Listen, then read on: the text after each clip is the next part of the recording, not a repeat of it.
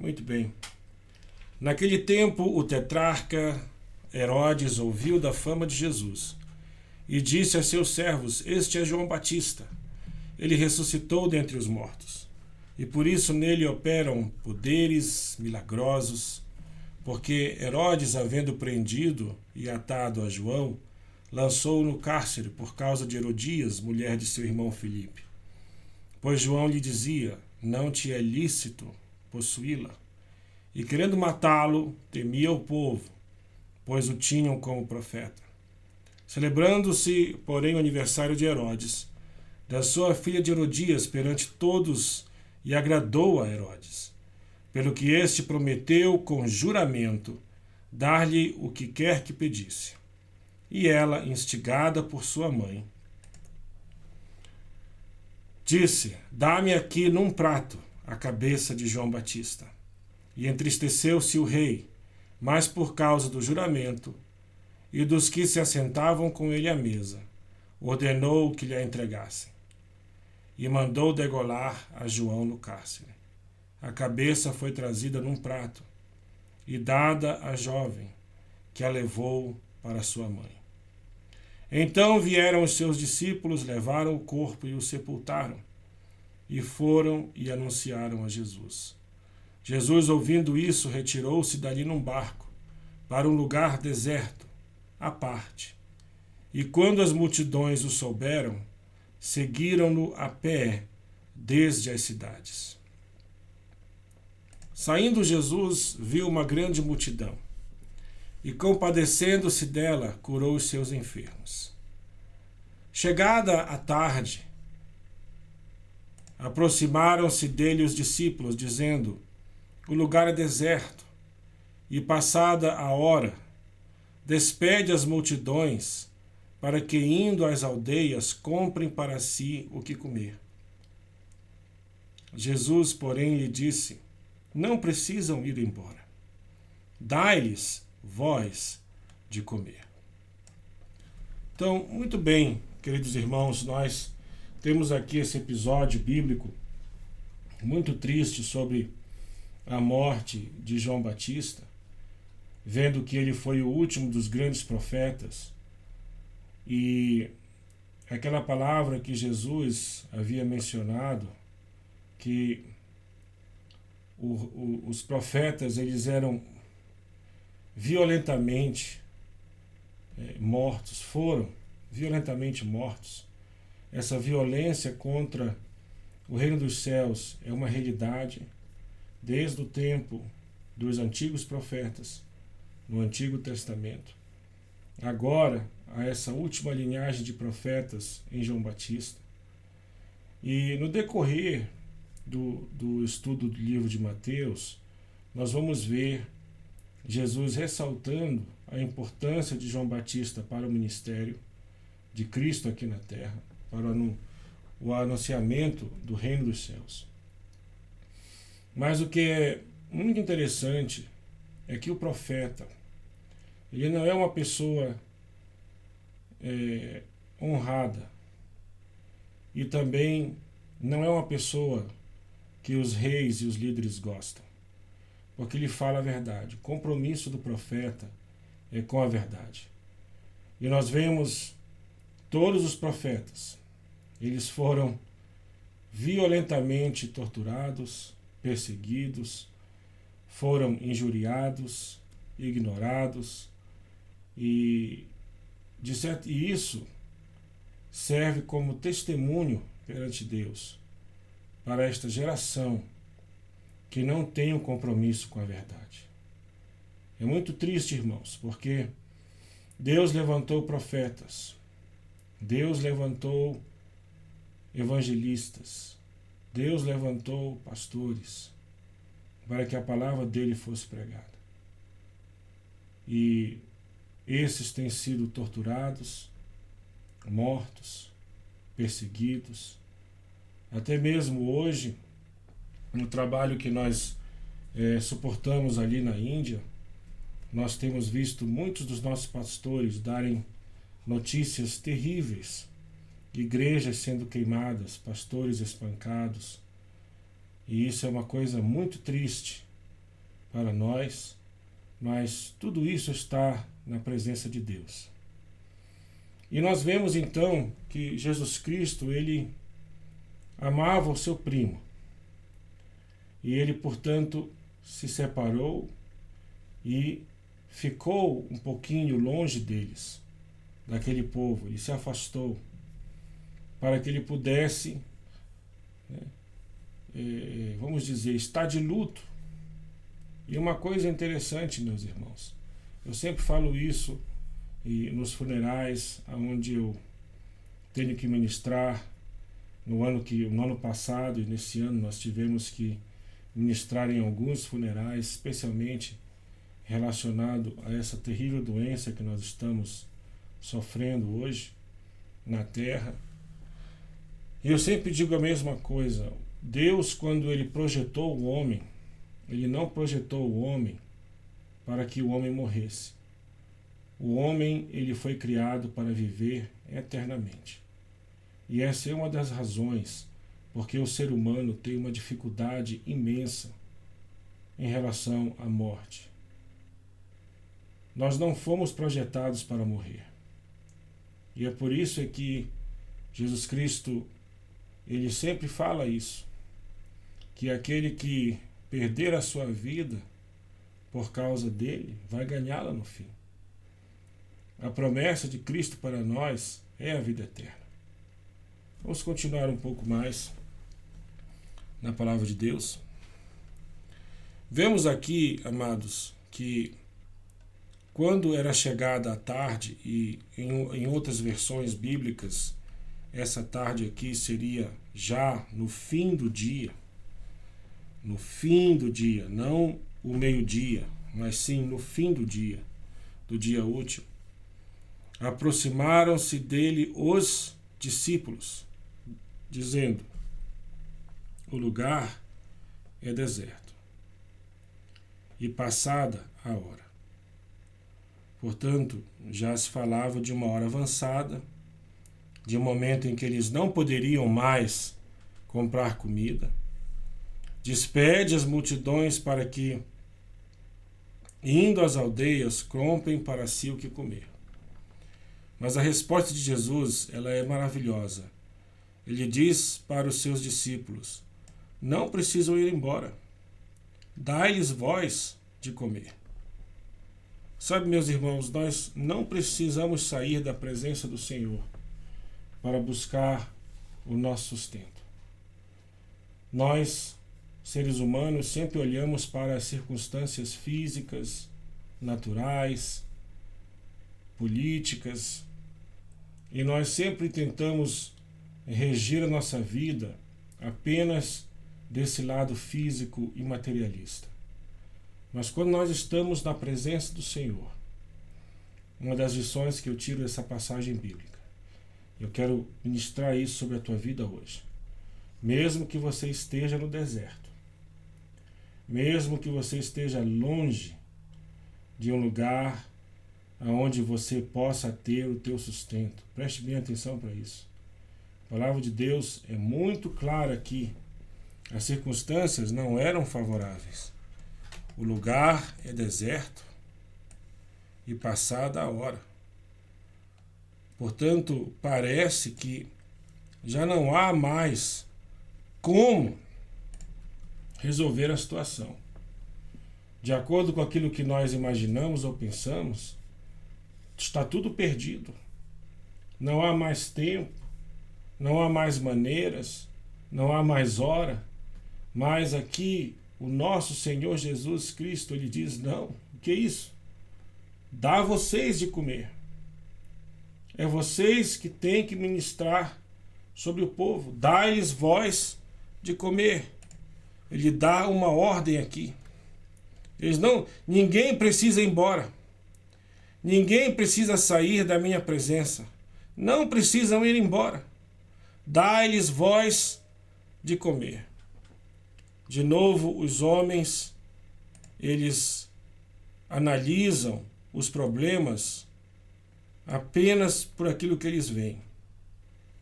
Então responderam: não temos aqui senão 5 pães e 2 peixes. Em um dos outros evangelhos, nós vemos a resposta, se não me engano, foi de Filipe, onde ele diz para Jesus: Senhor, nós não temos dinheiro bastante. Nós só temos aqui 200 dinheiros. Isso não dá para comprar comida. Sabe, se Filipe tivesse dito para Jesus: Senhor Jesus, eu tenho aqui 200 dinheiros. Toma, está aqui, Senhor. Está em tuas mãos. Pega esse dinheiro, faz o que tu quiseres. Aí então, eu te garanto que ia ter a primeira multiplicação de dinheiro na história do mundo.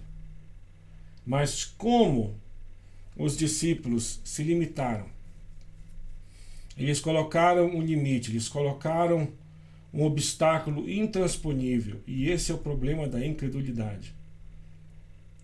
Filipe disse: esse dinheiro não dá. Não dá para fazer, não dá para resolver a situação. Como é que nós vamos resolver esse problema? Não temos condições de resolver o problema. Só o que Jesus quer que você faça não é você dizer para ele aquilo que você não pode fazer, mas diga para Jesus o que você tem.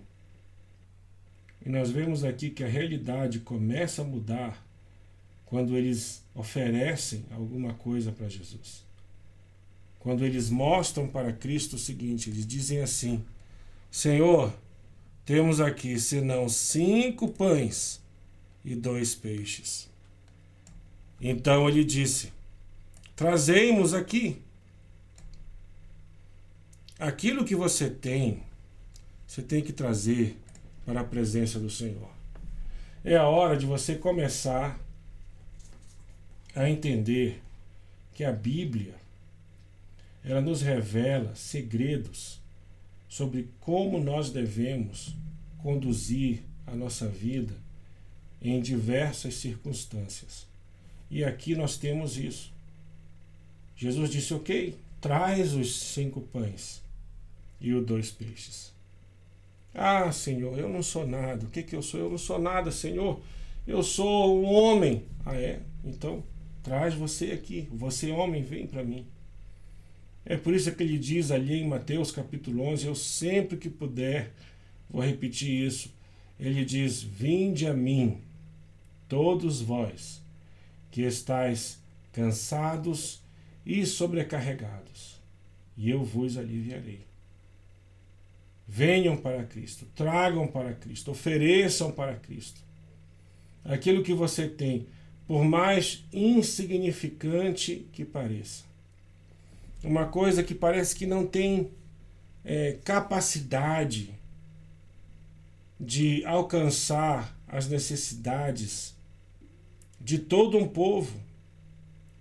Nós às vezes nos sentimos limitados porque nós vemos a grandiosidade da obra e nós somos às vezes incapazes.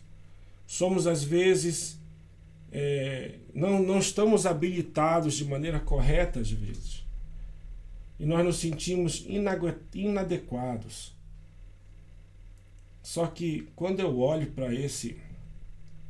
para essa passagem bíblica, 5 pães, 2 peixes, o que é que isso vai alimentar? Talvez isso alimentasse uma família pequena. Isso nem era comida bastante para 12 homens, mais Jesus Cristo. Era tudo que eles tinham. Aquilo talvez fosse o pouquinho de comida que eles guardaram, prepararam, trouxeram. Em outros evangelhos, acharam ali um menino que tinha, olha, tem aqui um garoto, uma criança, que tem 5 pães e 2 peixes. Tragam isso para Jesus. É tudo que você tem. Parece ser inadequado, mas traga para Cristo. Traga. Traga para Jesus. Porque quando você entrega o pouco que você tem nas mãos do Criador do universo, que criou todo o universo do nada, ele com esse pouco, ele pode fazer grandes coisas. tendo mandado as multidões que se assentassem sobre a relva, tomou os 5 pães e os 2 peixes, e erguendo os olhos ao céu, os abençoou, e partindo os pães, deu-os aos discípulos, e os discípulos às multidões. Aleluia. Agora eu quero ressaltar uma coisa, e quero dizer para você que eu quero que você volte um pouco para o começo desse capítulo e você veja a circunstância que Jesus estava vivendo. Jesus estava vivendo a morte do seu primo, de um familiar, João Batista. Jesus estava de luto. Jesus queria estar sozinho. Ele queria ter um tempo para ele poder processar os seus sentimentos. Queria estar a sós. Ele estava necessitado naquele momento de alento, de conforto. E as multidões, sabendo que ele estava longe, foram atrás dele. Sabe, às vezes, nos momentos mais difíceis da nossa vida, nos momentos em que nós talvez queremos estar sozinhos, ou estamos atravessando um problema emocional muito grande, é justamente nesses momentos de grande aflição e de grande dificuldade é que Deus ele está mais perto de nós. E os milagres também estão mais perto. São nesses momentos de provação e dificuldade é que nós vamos ver a mão de Deus operando em nossas vidas. E nós vemos que Jesus fez uma oração simples. Ele levanta o pão e o peixe, ele levanta os olhos para os céus, ele abençoa. Por isso que é bom você abençoar a tua comida, você abençoar a tua casa, você abençoar os teus filhos, você abençoar o teu trabalho, você abençoar o teu carro, você abençoar tudo aquilo que Deus coloca em tuas mãos. Pega essas coisas que Deus colocou em tuas mãos e abençoa. Ou levanta os olhos para os céus, levanta para os céus e começa a agradecer. Dá graças a Deus, para que Deus possa fazer o milagre dele na tua vida. Jesus podia ter dito para aquela multidão: olha, desapareçam daqui, eu quero estar sozinho. Vocês não respeitam o fato de que o meu primo morreu e eu ainda agora vou ter que aturar vocês. Ele podia ter dito isso, mas não. Os discípulos talvez eles queriam, né? Olha, Jesus, está difícil, teu primo morreu, você está aí enlutado, manda o pessoal para casa. Nós não temos condições de alimentar esse povo.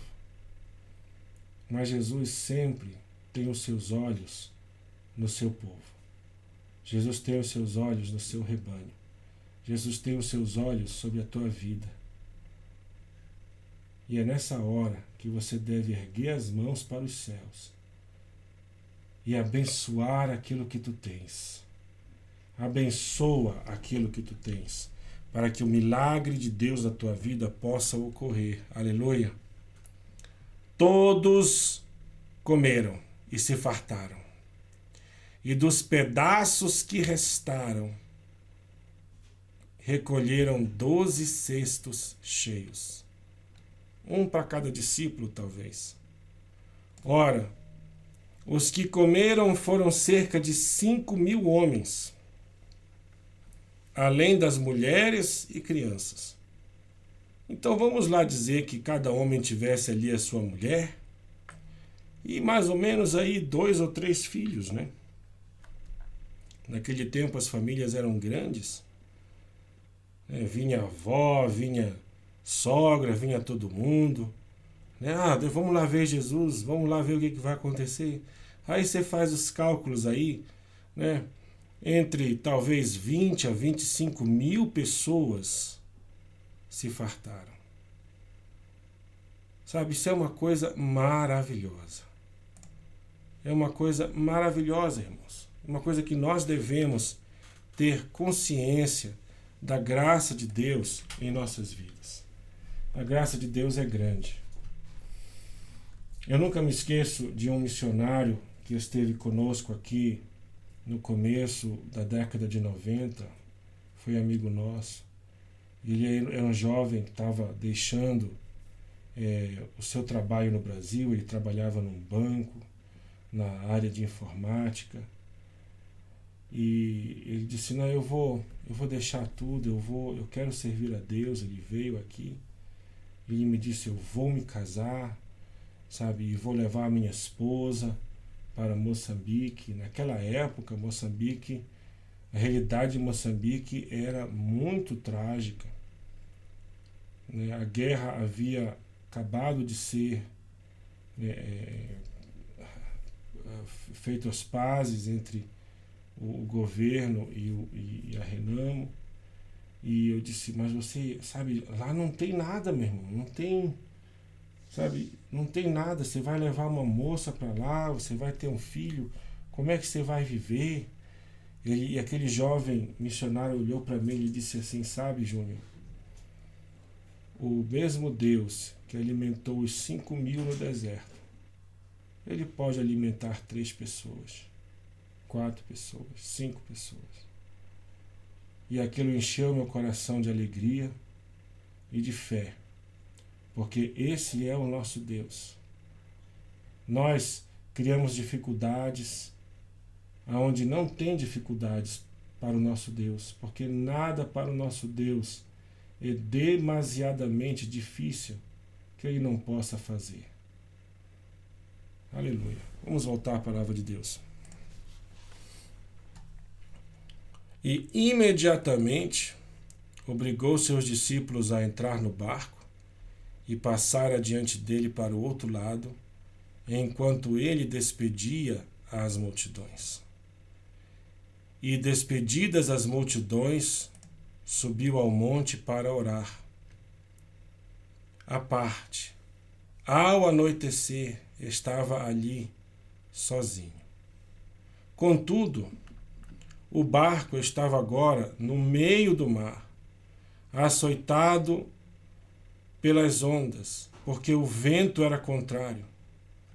À 4ª vigília da noite, Jesus foi ter com eles, andando sobre o mar. Então eu quero comentar um pouco sobre essa passagem bíblica aqui, né? Você ter ideia, irmãos, esse mar é um lago gigante, na realidade. E nós vemos que Jesus subiu ali, né? Ele subiu no monte para poder orar. Aonde Jesus estava, para onde o barco deles estava, no meio da noite, a 4ª vigília da noite, já bem avançado, estamos falando já de madrugada, né? E de lá Jesus viu. Aqui fala sobre o olhar de Cristo. Não interessa a distância, mas Jesus Cristo, ele sabe exatamente aquilo que está acontecendo na tua vida. O olhar, o poder e a capacidade, sabe, do olhar de Cristo é uma coisa maravilhosa. Ele foi ali para ter comunhão com o Pai, para orar, mas ali, de lá de cima do monte, ele conseguiu ver quilômetros e quilômetros e quilômetros de distância. E ele pôde ver, no meio da noite, no meio da tempestade, a aflição dos discípulos. O olhar de Cristo, ele está presente na tua vida. Preste bem atenção para aquilo que eu estou te dizendo. O olhar de Cristo, ele está presente, ele é uma realidade em nossas vidas. Sabe, ele alcança aonde quer que nós estivermos. No meio da noite, num barco, no meio de um mar agitado. Ele viu e ele foi ter com os seus discípulos. E quando os discípulos o viram andando sobre o mar, ficaram aterrorizados, e disseram: é um fantasma, e gritaram de medo. Mas Jesus imediatamente lhe falou, dizendo: tende bom ânimo, sou eu, não temais. Aleluia.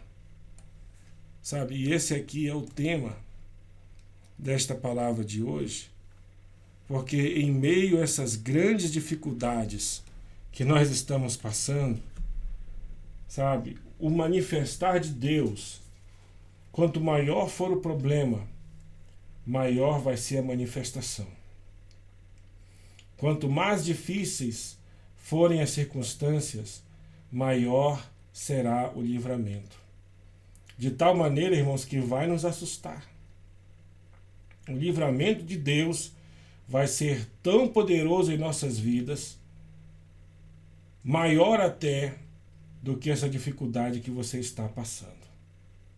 É a hora de você começar a colocar a tua vida nas mãos de Deus. É a hora de você começar a ter essa consciência dentro de você. Se conscientizar de que Jesus Cristo, ele não está longe.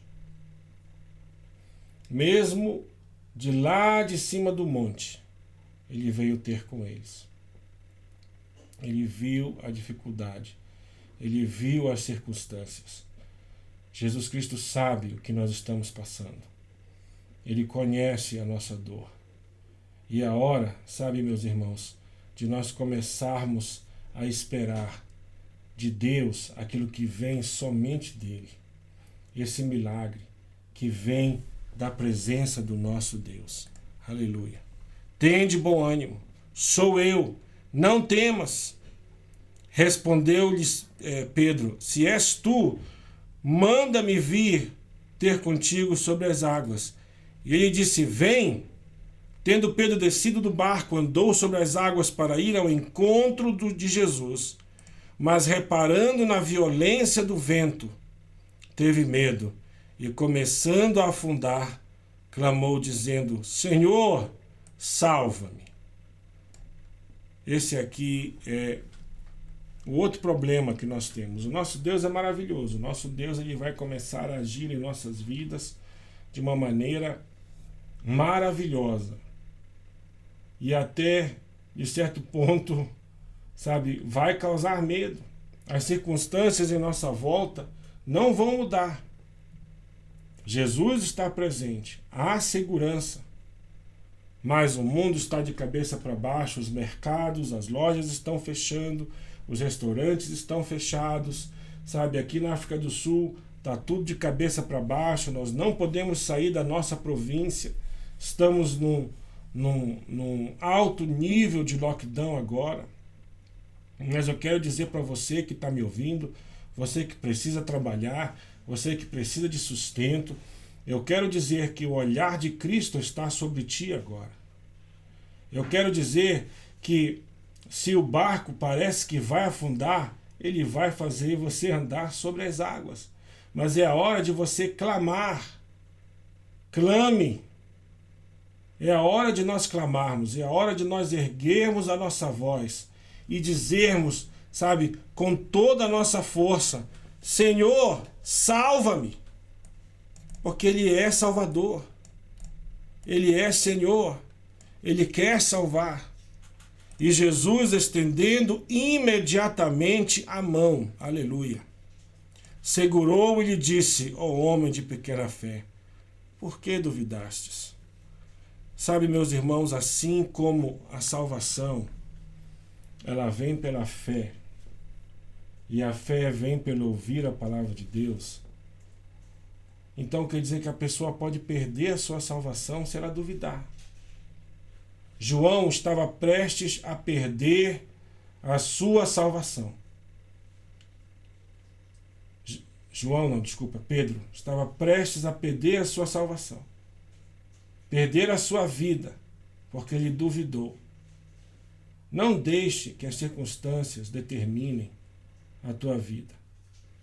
Não deixe que o medo venha decidir por você. Não tome nenhuma decisão baseada no medo, de acordo com as circunstâncias. Se você está passando por dificuldade, dobra os teus joelhos no chão e começa a clamar: Jesus, salva-me. Jesus, salva-me. Senhor, nós clamamos por livramento sobre a nossa cidade, sobre o nosso estado, sobre a nossa província, sobre o nosso país. É a hora de você começar agora a clamar. Não deixe o medo se apoderar da tua vida.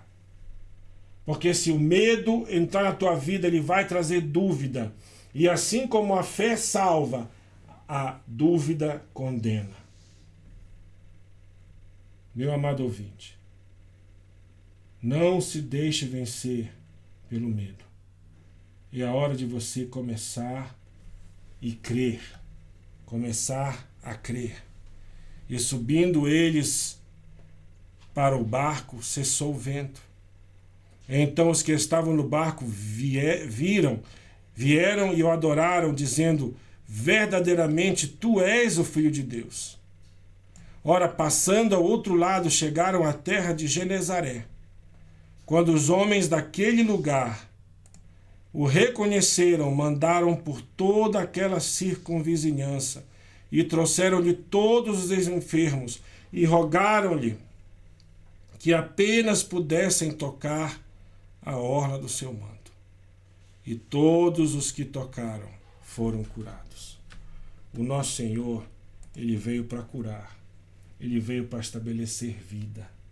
E é a hora de você, sabe, um toque no manto do Senhor. Um toque pode curar você. Mas é preciso que você tenha fé.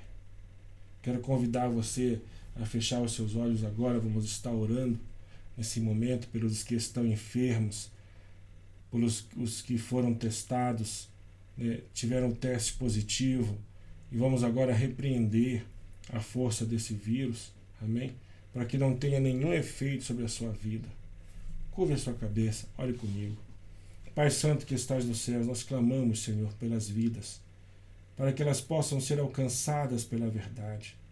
Eu te peço, Senhor Deus, que o dom da fé possa entrar nas casas agora, tocar nos corações, transformar as mentes. Senhor Deus, tira a dúvida e o medo que está dentro de nós.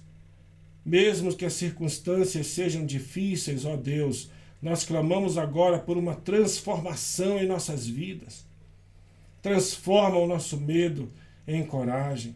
Transforma a nossa dúvida em fé. Ó Senhor, Senhor, toca em nós. Enche-nos, Senhor Deus, de fé. Nesses momentos de grande aflição, nós clamamos, ó Pai, em nome do Teu Filho Jesus Cristo. Nós repreendemos, Senhor Deus, a força do maligno. Repreendemos a força desta enfermidade. Senhor, que não tenha poder sobre as nossas vidas. Nós te pedimos, ó Pai, em nome do Teu Filho Jesus Cristo. Meu amado amigo, que Deus te abençoe. Que a graça de Deus possa te alcançar. Que o amor, sabe, do nosso Senhor possa encher a tua vida, que a comunhão e a consolação do Espírito Santo possa estar dentro de você. Que Deus te abençoe. Até a sexta-feira dessa semana, onde vamos começar com o capítulo 15 de Mateus. Amém.